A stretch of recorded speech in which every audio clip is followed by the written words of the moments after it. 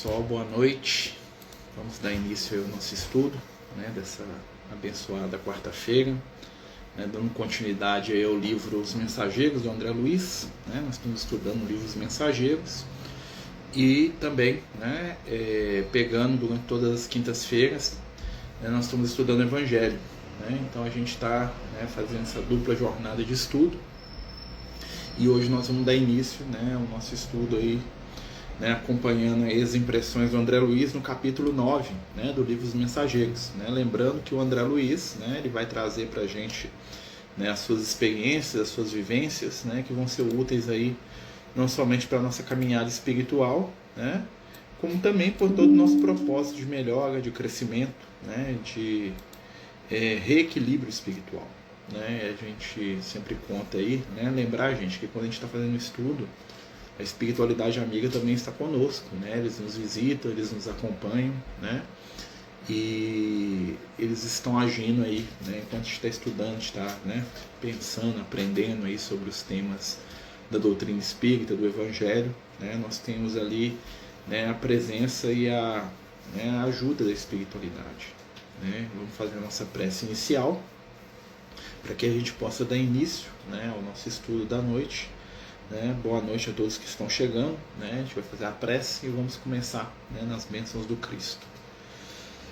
Senhor Jesus, amigo e mestre, neste momento te pedimos que nos abençoe e nos ilumine, dando aos nossos corações a força necessária para seguir em frente, com amor, com paz, com luz e entendimento, para que possamos superar as dores, eliminar as provas e vencer a luta interna contra o velho e contra o mal que ainda habita em nossos corações.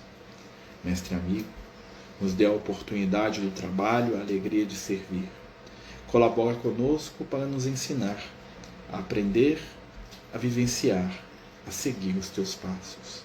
Dá-nos luz, dá-nos entendimento e humildade para reconhecer os erros, as limitações que carregamos e para pedir perdão àqueles que muitas vezes irrefletidamente ferimos. Ajuda-nos, Senhor, nesta caminhada e abençoa o nosso desejo de ser melhor, para que possamos de alguma maneira colaborar contigo na construção do reino de amor. Fica conosco hoje e sempre, que assim seja, graças a Deus. Então, pessoal, como a gente estava falando, nós vamos dar início ao nosso estudo. Nós estamos começando aí o capítulo 9 do livro Os Mensageiros, só para a gente recapitular. O André Luiz está lá no Ministério da Comunicação do Nosso Lar, onde ele conhece lá o instrutor Aniceto, e após a palavra do Espírito Iluminadíssimo, que é o Telésforo, que está registrado nos capítulos anteriores, o André Luiz vai conversando com alguns dos companheiros que estão ali, se preparando para o trabalho no bem. Ele, juntamente com outro médico desencarnado, o Vicente, que também teve a história dele contada para a gente mais atrás, eles estão conversando com vários médiums, e pessoas que trabalharam com a mediunidade e que fracassaram na última encarnação, na encarnação anterior, e que agora, lá no nosso lar, estão tentando reajustar, e estão tentando reaver aí o tempo perdido, através do esforço do trabalho, e que estão participando ali junto deles, desse grupo de aprendizado e de estudo coordenado pelo nosso querido Aniceto. Lembrando que o Aniceto ele vai ali, está no papel de um instrutor espiritual, que vai estar trazendo para eles ali conhecimento, informação, vai estar trazendo para eles ali o auxílio da espiritualidade, para que esses companheiros aí possam, acima de tudo, reencontrar o caminho. Então a gente tem os últimos 2 capítulos, nós vimos a história de 2 companheiros, e neste capítulo nós vamos continuar vendo as conversas do André Luiz com alguns daqueles espíritos que ali estão, e tentar aprender um pouquinho com elas, porque ele tem as experiências de vida desses companheiros que muito irão nos ajudar aí, a compreender as nossas próprias limitações e a importância do trabalho e da vivência da mediunidade como uma oportunidade de crescimento. O médium ele não é ninguém especial, ele não é ninguém melhor do que o outro, ele não é um oráculo nem detentor de poderes extraordinários, ele é apenas uma pessoa que tem uma sensibilidade para as questões espirituais né?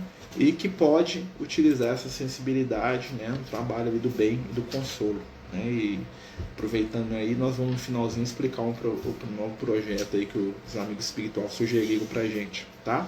No final do estudo a gente vai falar um pouquinho, tá bom? Que é um projeto que chama Psicofonia, né?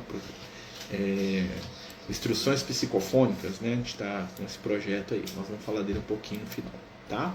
Então vamos lá, né? O capítulo 9, né, se inicia, né, o título dele tem, né, Ouvindo Impressões, né, que vai dar a entender pra gente que o André Luiz continua ali na sua postura de aprendizado, né, ele continua escutando outros companheiros, outras entidades ali, né, sempre no propósito ali de ajudar, de aprender, né, de desenvolver valores, né, da espiritualidade, né. Nas últimas duas ele escutou a história do Otávio e do Arcelino, né, e agora nós vamos continuar, né, escutando aí as experiências desse amigo espiritual, né. A gente vai começar aqui, lembrando, gente, quem tiver alguma dúvida, quem tiver, né, alguma vontade de perguntar, ou de falar, ou de asseverar qualquer coisa, por favor, fique à vontade, tá, gente? Fique à vontade aí que o objetivo do estudo aí, né, é sempre ser participativo, tá, meus amigos? É esse que é o objetivo do nosso estudo. Então vamos lá. Né? Continuando aqui o capítulo 9. Deixando Arcelino em conversação mais íntima com Otávio, né, dos dois companheiros dos dois últimos capítulos, fui levado por Vicente a outro ângulo da sala. O André Luiz está num salão enorme, né, no Ministério da Comunicação, né, quase que um anfiteatro, assim, um lugar bem grande, bem amplo, assim, né, como se fosse uma grande estrutura mesmo, maior do que um galpão, assim, imaginem, tá? E, né, uma escola, um pátio de escola, né, uma coisa desse tipo. Muitos grupos se mantinham em palestra interessante e educativa, tá? Para quem estranha o vocabulário, né, a palavra palestra é conversa, tá? Palestra, eles estão palestrando, estão conversando entre si, né? Porque a linguagem do livro é da década de 40, né, gente? Observando eu que quase todos comentavam as derrotas sofridas na Terra. Olha que interessante. Então o André Luiz vê um grupo de entidades, né, dividido em vários grupinhos, né, cada um falando das suas falhas, das suas derrotas no plano físico. Né, mas ao contrário do que talvez a gente possa imaginar, não é um discurso de derrota, né? Ah, coitadinho de mim, né? De vitimismo, não. São espíritos que estão ali analisando suas fragilidades, né? Dividindo umas com as outras para um aprender com o outro, né? Mas sempre a gente vai notar que o teor da conversa sempre vai puxar eles para cima no final, né? Então, aí ele vai passando pelos grupos, né? O André Luiz e o Vicente, eles vão escutando, o André Luiz vai anotando algumas coisas. Fiz quanto pude, né? Então o André Luiz passou e escutou uma senhora falando. Exclamava uma velhinha simpática para duas companheiras que a escutavam atentamente. No entanto, os laços de família são muito fortes. Algo se fazia ouvir sempre, com voz muito alta, em meu espírito, compelindo-me ao desempenho da tarefa. Mas e o marido? Amâncio nunca se conformou. Se os enfermeiros me procuravam no receituário comum, agravara-se a neurastenia. Se os companheiros de doutrina me convidavam aos estudos evangélicos, revoltava-se ciumento. Que pensam vocês? Chegou a mobilizar minhas filhas contra mim.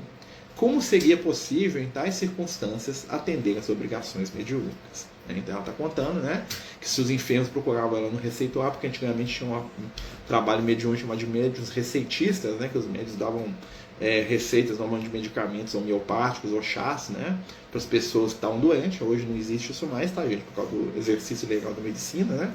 Então hoje não existe mais esse tipo de mediunidade. Mas lá na década de, né, ela está ali na década de 40, então imagina que ela estava encarnada lá no início do século XX, né? 1900, 1890, deve ser mais ou menos isso, né? Então o marido dela não suportava o trabalho dela, né? Ela ia para fazer o trabalho na casa espírita e ele ficava nervoso. O pessoal chamava ela para estudar evangelho, ele tinha ciúme do pessoal que chamava ela. Isso aqui eles estão dando em cima da minha mulher, né? O que pensam vocês? Chegou a mobilizar minhas filhas contra mim, ou seja, o marido dela, né, não queria deixar ela trabalhar, né? Aí ela continua. Como seria possível, em tais circunstâncias, atender às obrigações mediúnicas?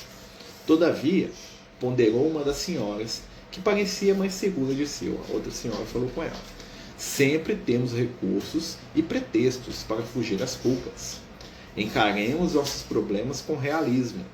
Há de convir que, com o socorro da boa vontade, sempre lhe ficariam alguns minutos na semana e algumas oportunidades de fazer o bem.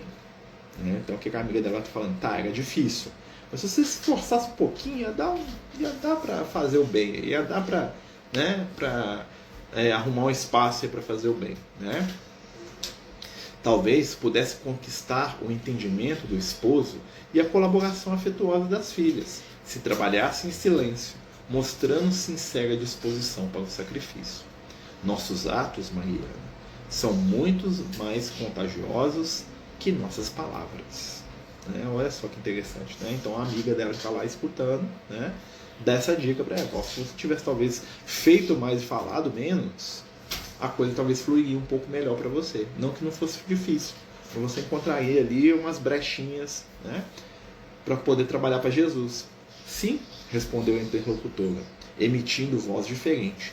Concordo com a observação. Olha que interessante, né? Então a dona que estava lá, né, explicando por que ela não trabalhou, mesmo assim ela já está no estado espiritual que ela admite, realmente está certa. Né? Em verdade, nunca pude sofrer a incompreensão dos meus sem reclamar. Olha que interessante, né? Então essa companheira, né, ela fala, né, que a dificuldade dela enquanto encarnada é porque ela queria que todo mundo, né, a compreendesse. Né? Então, quando alguém não compreendia, quando alguém, né, achava ruim o que ela fazia, aquilo travava ela no trabalho do bem. Né?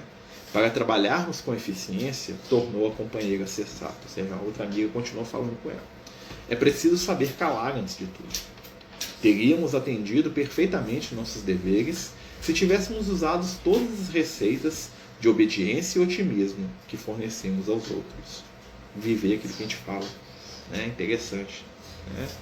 Aconselhar é sempre útil, mas aconselhar excessivamente pode traduzir esquecimento das nossas obrigações. Ou seja, tem que falar para os outros é bom, aconselhar é bom. Né? Nós temos que nos voltar para as nossas próprias obrigações espirituais. Assim digo, porque no meu caso, a bem dizer é muito semelhante ao seu. Olha só, a companheira que está, né, ajudando ela a repensar, também se é um espírito que teve dificuldade, que não conseguiu, que falhou também, mas ela está bem mais lúcida. Né? Olha só. Fomos ao círculo carnal para construir com Jesus, mas caímos na tolice de acreditar que andávamos pela terra para discutir nossos caprichos. Não executei minha tarefa mediúnica, em virtude da irritação que me dominou, dada a indiferença dos meus familiares pelos serviços espirituais. Então, se uma, né, não trabalhou porque não era aceita, né, porque ela sentia que aquilo estava, né, gerando ali uma falta de compreensão da família, a primeira, essa senhora que está falando com ela se irritava porque a família não queria ir junto. Né? Vocês não querem ir, vocês não querem me ajudar, então eu não vou também não. Né? Quanta coisa que tem semelhante com a gente, né? Aqui, ó. Nossos instrutores aqui muito me recomendaram antes que para bem ensinar é necessário exemplificar melhor. Como é que a gente ensina? Exemplificando. Não existe ensinamento sem exemplo. Né? Entretanto, para minha desventura, tudo esqueci no trabalho temporário da terra. Se meu marido fazia ponderações, eu criava refutações. Não suportava qualquer parecer contrário ao meu ponto de vista em matéria de crença, incapaz de perceber a vaidade e a tolice dos meus gestos. Das reflexões nasceu minha perda última, na qual agravei de muito as responsabilidades. Quase mensalmente, Joaquim desse é o marido dela, né, nos empenhávamos em discussões e não trocávamos apenas insultos contundentes, mas também fluidos venenosos, segregados por nossa mente rebelde e enfermiça. Olha só, então enquanto eles brigavam, né, eles não só se insultavam, né, saía vibrações tenebrosas de um para o outro, naquela troca de energia negativa, né? Fluidos venenosos segregados pela nossa mente rebelde e enfermiça. Entre os conflitos e consequências, passei o tempo inutilizada para qualquer trabalho de elevação espiritual. Você abrigou tanto que não deu para fazer nada. Discutiu tanto que perdeu o tempo que ela podia estar fazendo bem discutindo. Neste instante, chamou-me Vicente para apresentar um amigo. Ao nosso lado, outro grupo de senhoras conversava animadamente. Afinal, Ernestina, indagava uma delas, a mais jovem. Qual foi a causa do seu desastre? O João André Luiz, né, foi seguindo e ele pegou outra conversa, escutou outra conversa.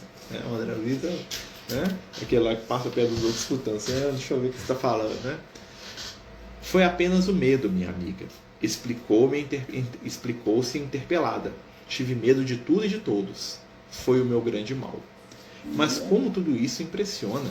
Você foi muitíssimo preparada. Recordo-me ainda das nossas lições em conjunto. Ela está falando antes da encarnação que ela passou. Né? As instrutoras do esclarecimento confiavam extraordinariamente no seu concurso. Seu aproveitamento era um padrão para nós outras. Né? Então isso aqui é uma coisa que os espíritos sempre falam para a gente. Tem alguns companheiros, né, que estão reencarnados aí por aí, que eram os mais dedicados lá no plano espiritual, que hoje nem sabem o que é doutrina espírita, evangelho, trabalho de caridade, mas lá prometia, fazia, acontecia, né? São aqueles meio que estão faltando na casa espírita, né? Às vezes, né, tem uma tarefa lá que ninguém faz, aí você pensa, por que não aparece? Eu reencarnou, você que ele nunca quis vir, né? E aí o outro, coitado, lá às vezes que não dá conta, está fazendo 2, 3 tarefas, né? Não só falando da casa espírita, mas em vários aspectos do desenvolvimento espiritual, né? Porque o mundo espiritual é o ambiente do preparo. Apesar, né, de em determinado nível evolutivo a gente começar a evoluir lá, né? E a gente evolui no mundo espiritual também, com certeza, né? Para nós que somos espíritos ainda jovens, aqui que é onde o pau quebra, onde nós vamos mostrar, você sabe mesmo? Lá a gente estuda, aqui a gente faz a prova, né? Como diz um amigo espiritual. Olha só. Sim, minha querida Benita, né? Suas reminiscências fazem-me sentir com mais clareza a extensão da minha bancarrota pessoal. Bancarrota é queda, tá, gente? Bancarrota é como quando o cara fica quebrado lá no jogo, né? Esse chamado de bancarrota, o cara ia jogar aqueles bingo, aqueles jogos de azar, né? Aí eu perdia tudo, falava, o cara foi pra bancarrota, ou seja, ele quebrou a banca, ele foi quebrado pelo jogo, tá? Então aqui ela está falando, essa é a extensão da minha bancarrota espiritual, ou seja, da minha queda espiritual. Né? Entretanto, não devo fugir à realidade. Fui a culpada de tudo. Preparei-me o bastante para resgatar os antigos débitos e efetuar novas edificações. Contudo, não vigiei como se impunha. O chamamento ao serviço ressoou no tempo próprio, orientando-me o raciocínio a melhores esclarecimentos. Os nossos instrutores me proporcionavam os mais santos incentivos, mas desconfiei dos homens, dos desencarnados e até de mim mesmo. Nos estudiosos do plano físico, enxergava pessoas de má fé. Nos irmãos invisíveis, presumia encontrar apenas galhofeiros fantasiados de orientadores, e em mim mesmo receava as tendências nocivas. Muitos amigos tinham-me em conta de virtuosa, pelo rigorismo das minhas exigências. Todavia, no fundo, eu não passava de enferma voluntária, carregada de aflições inúteis. Então, essa companheira, qual é o caso dela? Por que ela não trabalhou no bem? Porque ela desconfiava de todo mundo. Ela tinha medo de tudo. Né? Então, uma vez um amigo espiritual, eu lembro que eu li uma mensagem, né, que uma médium recebeu na reunião mediúnica, e eu guardo essa mensagem muito assim, a frase que o Espírito falou através dela. Ele falou assim, o medo é a fé ao contrário. Né? Ou seja, o poder que a fé tem de construir, de dar estrutura, de dar alicerce para o que a gente está fazendo, o medo tem um poder ao contrário. O medo destrói, dilui, ele quebra, né? Ele faz com que aquilo se desmanche, né? Ele faz com que aquilo se torne menor, pequeno. Né? Seria pela intuição lembrarmos desses compromissos espirituais? Também, né? A intuição nos diz, e como muitas delas falam, né, Eliane, o que acontece? Elas tinham a sensação que alguma coisa estava chamando. Lembra a primeira senhora lá que falava que, não, né, que tinha ciúme de tudo lá, né? A outra também, ela sentia um chamamento, alguma coisa dizendo, não, tem que ir lá, tem que ajudar, tem que fazer. Né? Mas, ao mesmo tempo, elas mesmas já entravam com uma desculpa, porque meu marido não deixa, porque o meu marido me aceita, porque eu não acredito neles, porque esse pessoal é esquisito, porque eu sei lá o quê. Né? Então a própria pessoa, mesmo com o chamamento, ela criava, né? Vamos dizer assim, ela criava situações para poder fugir daquilo, para fugir daquele compromisso, né? Mas muitos médios, e no caso aqui dessa senhora aqui, a última, né? Você vai ver que os espíritos, ela viu os espíritos e achavam que eles eram apenas espíritos charlatães. Né? Ou seja, o espírito de luz ia lá, chamar ela para trabalhar, isso aí é espírito das trevas, isso aí é entidade desequilibrada, isso aí, será? Ele está querendo me enganar, negócio de trabalhar, sei não, isso aí vai ver que eu tô doida, né? Então, assim, muitos médiuns, né, ficam nessa indecisão, às vezes, a encarnação inteira. Né? E quando a gente fala trabalhar aqui, gente, nós não estamos falando a pessoa ir para uma casa espírita, né? Talvez, em alguns casos é isso, né? Alguém vai, né? Às vezes a pessoa tem ali uma vinculação com a casa espírita, né? Mas na maioria das vezes nem é isso, né? É o compromisso mesmo de fazer o trabalho do bem, né? De se posicionar espiritualmente, né? É o compromisso de prestar atenção naquilo que está no nosso entorno, né? Que muitas vezes a maior dificuldade do médium não é com a casa espírita. A maior dificuldade do médium é sair do próprio mundinho dele para poder atender o outro. Porque isso é muito difícil. Né? A gente quer ser atendido em primeiro lugar. Né? Eu quero que os espíritos venham resolver o meu problema primeiro. Né? Então assim, ó, vem cá, Lucas, resolve o meu aqui. Talvez, quem sabe, se eu tiver de boa ideia, eu ajudo alguém. E não é assim que funciona. Né? À medida que você vai trabalhando no bem, o que acontece? Você vai se tornando credor, vamos dizer assim, né? Como diria lá. Né? Antigamente você vai granjeando amigos, você vai juntando espíritos que têm boa vontade por você, né? Que vão querer te ajudar, né? Então quando você ajuda alguém no plano físico, um espírito desencarnado numa reunião, ou você faz o bem, vamos lembrar que aquele ser tem outros que o amam. E naquele momento que você estiver, né, como diria o outro, você estiver lá passando dificuldade, vão ser esses amigos espirituais que vão te ajudar. Para não pegar aí, o Marcelo é um traste, né? O Marcelo pode ser tudo de ruim, mas ele ajudou meu filho um dia, então eu vou ver o que eu posso fazer por ele. Imagina isso aí imagina quem ajudou 50, 500 espíritos, né? 500 mães, né? Os maiores advogados que a gente tem no mundo espiritual são as mães daqueles que a gente beneficia, né? Então fulano, né? Eu lembro a história do Chico, muito famosa sobre isso, né? Você quer dar boa noite pro pessoal? Boa noite. Tem um look aqui dando boa noite, isso aí, vai lá brincar. Então tem uma história muito interessante do Chico, né, que conta que um dia ele estava com um amigo dele, ficava até de madrugada conversando, né, e aí eles iam voltando lá em Pedro Leopoldo para casa. E aí eles estavam voltando pelo meio do mato assim, né, e né, o Chico já fazia aquele trabalho de cesta básica, aquela coisa toda de doação, né, para ajudar as pessoas, né, nem era trabalho mediúnico, né, era físico mesmo, da comida. E aí diz que no meio do matagal lá, dois bandidos surpreenderam ele e o colega dele. Né? Isso lá na década de, sei lá, né? Na época desse livro aqui, ou antes. E aí, né, eles pararam o carro assim e falaram assim, nós vamos matar esses caras e roubar o que eles têm. Na hora que o cara acendeu o farol do carro, e o Chico Xavier viu a luz assim, né, ele foi tampar o rosto assim, né, o moço que foi assaltar olhou pra ele e falou assim, esse aí não, esse aí é o Chico Xavier que botou comida na mesa da minha mãe. A vida inteira minha mãe foi buscar comida na nossa casa com ele. E aí o ladrão pegou e foi embora. Não fizeram nada com ele. Imagina se fosse o Chico Xavier que xingou minha mãe. Ou se fosse o Chico Xavier que eu não sei nem quem que é. Né? Ou seja, a prática da caridade blindou o Chico Xavier de ser morto lá pelos criminosos. Porque na hora que o criminoso viu, ele lembrou que a mãe dele comia por causa do Chico Xavier. O Chico Xavier que botava comida na mesa deles lá. Né? Claro que não era o Chico, né? Mas o trabalho que o Chico, né, puxava. Então é muito interessante a gente pensar nisso, né? Então assim, o caso das companheiras aqui reflete muito isso. Olha só. Aqui, ó. Foi uma grande infantilidade da sua parte, né? Você vê que sempre tem um mais equilibrado e um menos, né? O mais equilibrado, né, retrucou a outra, né? Ou seja, tinha um outro espírito mais equilibrado que está dando uma lição para essa jovem que se perdeu. Você esqueceu que na esfera carnal o maior interesse da alma é a realização de algo útil para o bem de todos, com vistas ao infinito e à eternidade. Nesse mistério, ou seja, nessa situação, é indispensável contar com o assédio de todos os elementos contrários. Você quer fazer o bem, meu filho? Pode saber, vai levar para lá. Né? Uma vez o Liel falou isso comigo, falou assim, meu filho, no dia seguinte, ó, ele falou assim, ó, você está levando paulada? Que bom, posso saber que você está no bom caminho. Quem não leva paulada não está no bom caminho. Né? Por quê? Porque quando você está no caminho do desequilíbrio, nada de ruim acontece com você, porque você já está dentro daquela onda negativa, você já está imerso na lama. Então a onda de lama não vai te assustar, você já está lá dentro.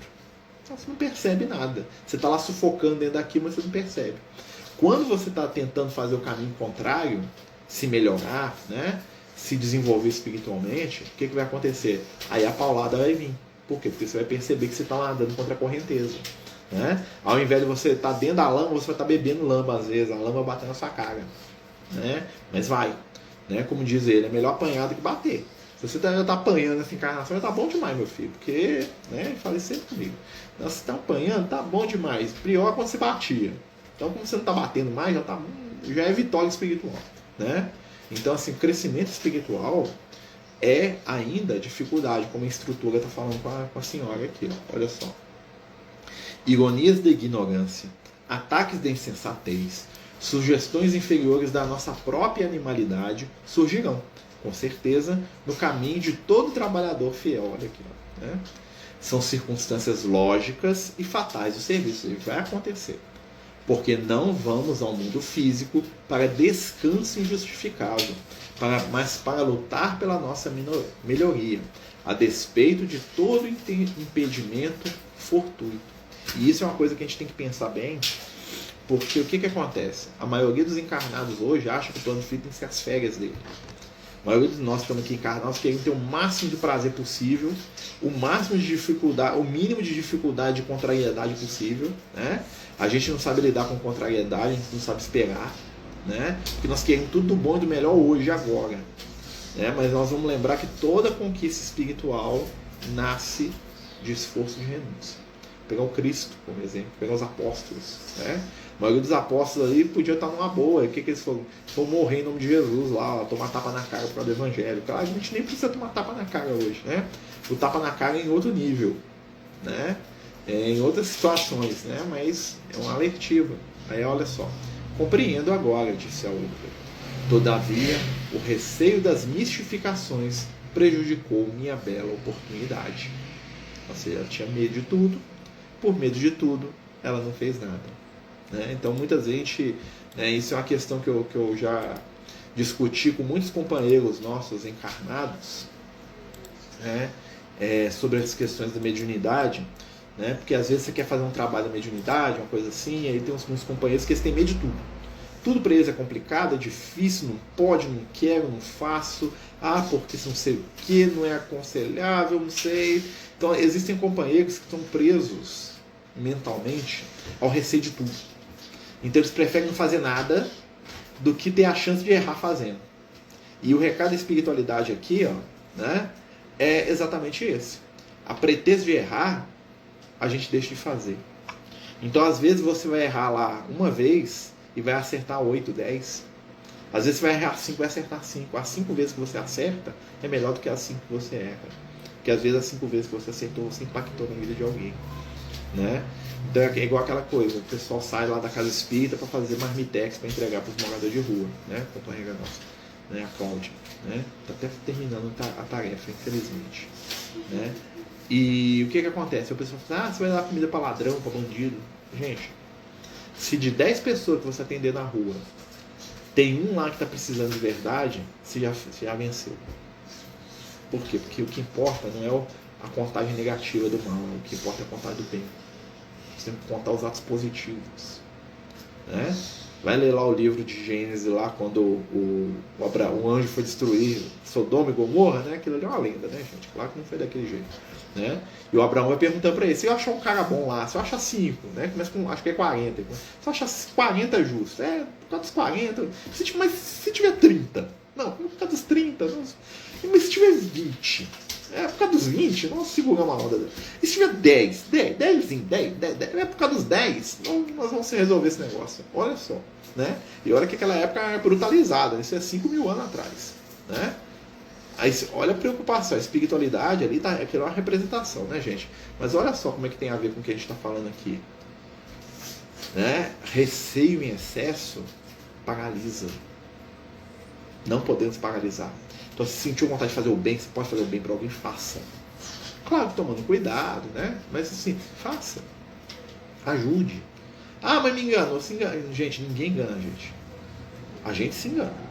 O outro engana ele mesmo.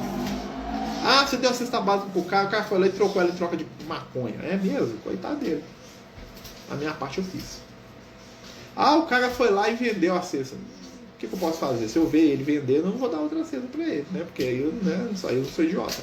Mas o que ele fez depois que a gente entregou... Ah, você deu a camisa pro cara, o cara jogou fora. O que o cara fez depois que ele entregou pertence a ele. Nós recebemos todos os dias recursos da espiritualidade maior e a gente desperdiça. E ninguém vem aqui atrás da gente contar prosa pra gente, vem? Né? Então assim, imagina se a espiritualidade materializasse que começa a me contar prosa de toda a bobagem que eu faço na minha vida. De tudo que eu gasto à toa. Né? Eu ia ficar nervoso demais. Eu ia mandar o Lucas pastar. Eles não vão fazer isso. Eles vão me aconselhar. Mas o que a gente faz com o recurso espiritual e material que a gente recebe é responsabilidade nossa, à medida que ele é nosso. Então quando a gente dá alguma coisa para alguém, né? Você está lá na casa espírita, você está dando uma cesta básica para a família. Você fez a sua parte. Como aquelas pessoas que doaram, entregaram lá, mandaram a cesta, mandaram arroz, mandaram a roupa, sei lá o que for, a parte deles está feita. Né? Se o Marcelo comer a roupa, né? Se o Marcelo jogar fora, o responsável espiritual por isso é o Marcelo com o Marcelo. O Marcelo tem que resolver isso tio. Ai. Né? Mas assim, aquela pessoa que doou, o mérito já está lá com ela. O que ela fez, ela fez. Né? É igual a gente está fazendo trabalho lá, faça o seu melhor. Né? A irmã não fez nada porque ela ficou preocupada a vida inteira de errar ou de ser enganada. Né? Olha só. Minha amiga tornou interlocutora. É tarde para lamentar. Tanto tememos as mistificações que acabamos por mistificar os serviços do Cristo. Tem gente que tem tanto medo das coisas que não faz nada. Paralisa a própria encarnação por receio, por medo, e vai voltar para o plano espiritual com medo, vai chegar lá e falar assim, eu não fiz nada. Parábola dos talentos. O cara que tinha um talento. O que ele faz? Ele enterra. E era exatamente o que tinha um talento, é a representação de 5 talentos. Missão no trabalho. 2 talentos, missão na família. 1 talento, missão na espiritualidade. Porque é o único que conhece o Senhor. Ele fala, te conheço, sei que sabe. O cara sabe tudo do Senhor, os outros não sabiam. O que ele fez? Enterrou o talento. Então, aquele talento é a representação de quem recebeu conhecimento espiritual. Ele não faz nada. Enterrei aqui, Senhor. Porque eu sabia que vai dar ruins. Então, o Senhor fala para ele, servo mau e infiel. Aqui, ó. Eu ouvi a palestra com interesse crescente. É o André Luiz, o curiosão. Eu acho que se eu tivesse lá eu também ia fazer a mesma coisa. Mas o companheiro levou-me adiante para novas apresentações. Atendia a esses agradáveis deveres na sociedade de nosso lar. Mas, para não perder o ensejo de instruir-me, continuava atento às conversações de entorno. Alguns cavalheiros mantinham discreta permuta de parecer. O André Luiz estava lá andando e com um orelhão desse tamanho, escutando tudo. Continua, escutando os outros. Ali, ó. Agora 2 homens conversando. Reconheço que fali, dizia um deles em tom grave, e muitos já espiei nas regiões inferiores, mas aguardo novos recursos da providência. Ou seja, mais um espírito que também faliu, mas que está ali disposto a melhorar. Legal, né? Faltou-lhe, porém, bastante orientação para o caminho? Perguntava o companheiro. Então ele está conversando com o outro companheiro. Fala assim, mas te faltou ajuda? Explico-me, esclareceu o primeiro. Faltou-me o amparo da esposa. Enquanto a tive a meu lado, verificava-se profundo equilíbrio das minhas forças psíquicas. A companhia dela, sem que eu pudesse explicar, compensava-me todo o gasto de energia mediúnica. Minha noção de balanço estava nas mãos da minha querida Adélia. Ou seja, o negócio dele era ser dependente da esposa. Então, assim, ele se sentia bem para trabalhar enquanto a esposa estava lá, dando beijinho. Estava lá sustentando ele. Esqueci-me, porém, de que o bom servo deve estar preparado para o serviço do Senhor, em qualquer circunstância. Não aprendi a ciência da conformação e nem me resignei a percorrer sozinho as estradas humanas.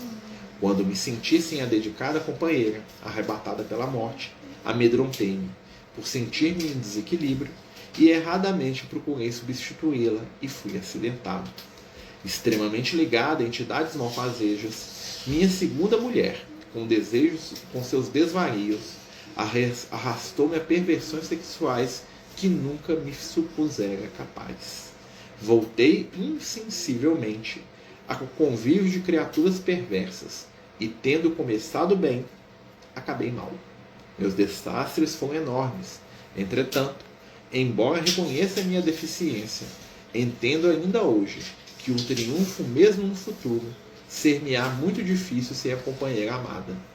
Tornara-se a palestra sumamente interessante. O curiosão do André Luiz lá, né? Desejava acompanhar-lhe o curso, mas Vicente chamou minha atenção para outro assunto e era necessário acompanhá-lo. Então aqui termina, né, o capítulo. Né? Você vê que o André Luiz, enquanto eles estão passando, né? Imagina o seguinte, eles estavam lá conversando lá com o Otávio, né? Depois eles vão andando no meio daquelas pessoas todas e o André Luiz vai escutando as histórias do pessoal que depois ele escreve aqui pra gente, né? Esse último companheiro aí, qual que foi a questão dele? Enquanto ele tinha uma esposa equilibrada, a energia dela puxou ele pro equilíbrio. Né? Quando ela foi embora, o que ele fez? Ele revoltou e tentou substituir ela e pegou a primeira companheira desequilibrada que passou no caminho. O que aconteceu? Como ele era imprevidente, aí é culpa dele, tá? Não é culpa de ninguém, né? Ele entrou numa onda negativa com a companheira e ele se arrastaram, né? Nas convivências espirituais de baixo nível, né? Que ele fala aí, né? E aí o que acontece? Ele perdeu ali, se tornou conectado com entidades de sombra, né? E é interessante, né? Que ele fala aqui, ó, mesmo no futuro ser-me-á difícil sem a companheira bem amada. Por quê? Porque como ele não conseguiu se lidar, né, e trabalhar em equilíbrio com a ajuda da companheira, na próxima encarnação ele vai vir sem. Talvez ela venha como guia espiritual dele, talvez ela venha como um espírito, né, uma mãe, né? Normalmente, nesse caso aqui, a companheira deve virar o guia espiritual e ele deve ficar encarnado, né? Sempre sonhando, né, com aquele amor, com aquela coisa toda, o amor dele, o plano espiritual, né? Porque ele tem que aprender a vencer a si mesmo. Porque senão o mérito dele vai ser mérito dela. E ele não cresce, né? E na nossa caminhada evolutiva, nós temos que aprender a caminhar com as nossas pernas, né? A espiritualidade não quer a gente escravizado a eles, a espiritualidade quer a gente o quê? Pronto ao trabalho, né? Então semana que vem, né, pessoal, nós vamos dar continuidade, tá? A gente vai continuar para o capítulo 10, né? Lembrando que amanhã a gente tem um estudo de evangelho, né? Nós vamos continuar o nosso estudo lá, nós estávamos falando lá dos essênios, né? Vamos falar um pouco mais ali dos companheiros espirituais, né? E a gente está com um projeto aí, né? Eu estava até falando com o pessoal lá do Amigos do Caminho, né? Que é a ideia do Lucas aí, do Liel, né? Que vai chamar instruções psicofônicas. O que é isso, né? A gente, né, em alguns dias da semana, a gente vai pegar algumas pessoas que pedem mensagem, essas coisas todas, né? Que precisam de um alento, né? Ou então uma mensagem que é coletiva, tá? Isso aí vai ser espiritualidade para selecionar, tá, gente? E aí a gente vai gravar, né, uma mensagem dos amigos espirituais, né? Então a gente vai entrar aqui no momento de prece, que normalmente, né? E aí a gente vai gravar uma mensagem dos espíritos, né? A gente vai servir de médium, os espíritos vai gravar essa mensagem e vai passar no grupo lá do Amigos do Caminho, lá para as pessoas que estão precisando. É claro que a gente vai falar, ó, essa mensagem a espiritualidade mandou para isso. A gente vai lá, coloca o áudio lá, né? Pode ser uma, duas, não sei como é que vai ser, isso depende dos espíritos, né? Porque isso é um processo mediúnico, tá, gente? Então eu não tenho controle, mas a gente vai, né? A questão mesmo é se organizar por tempo, né? E aí essas mensagens a gente vai começar a mandar, a gente vai chamar esse projeto de instruções psicofônicas, tá? E a gente pretende aí que isso, né, ajude a consolar algumas pessoas. Às vezes, pela psicofonia é mais fácil que a psicografia, né? Porque a sintonia ali é mais rápido, né? O processo flui mais fácil, né?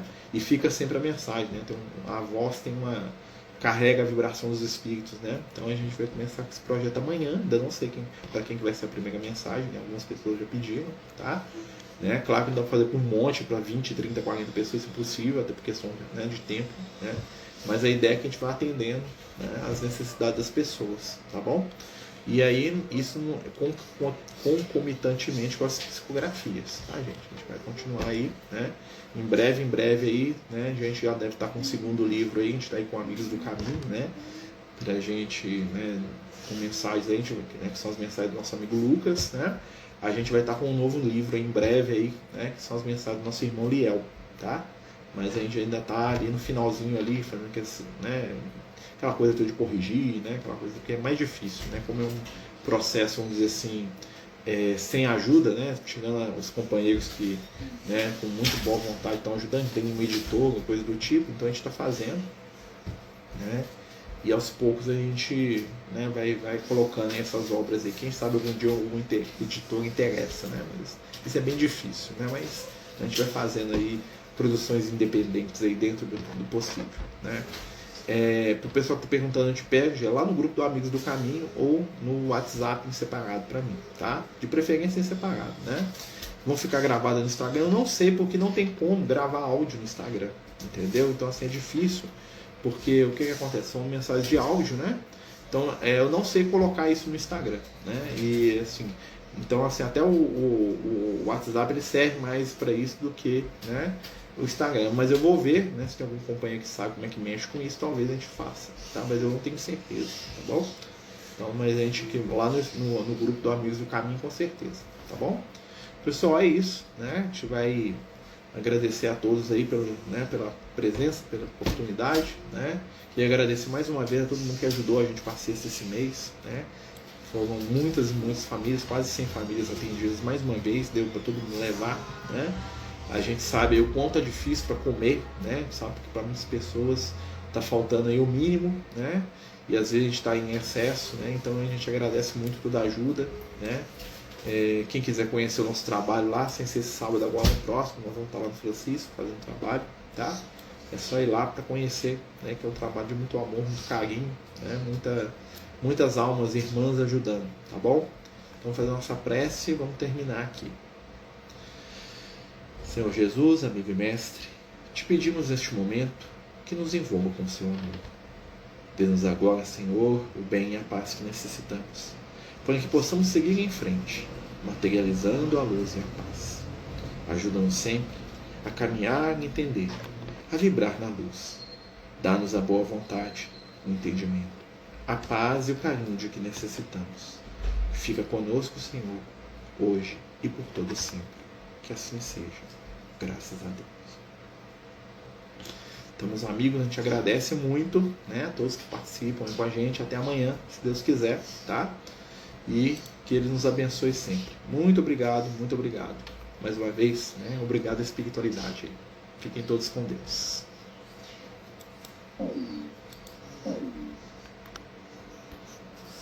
Os Amigos do Caminho apresentam sua primeira obra literária, Versos do Caminho, uma compilação das mensagens do nosso amigo espiritual Lucas, à venda pelo WhatsApp 31 98827 3218.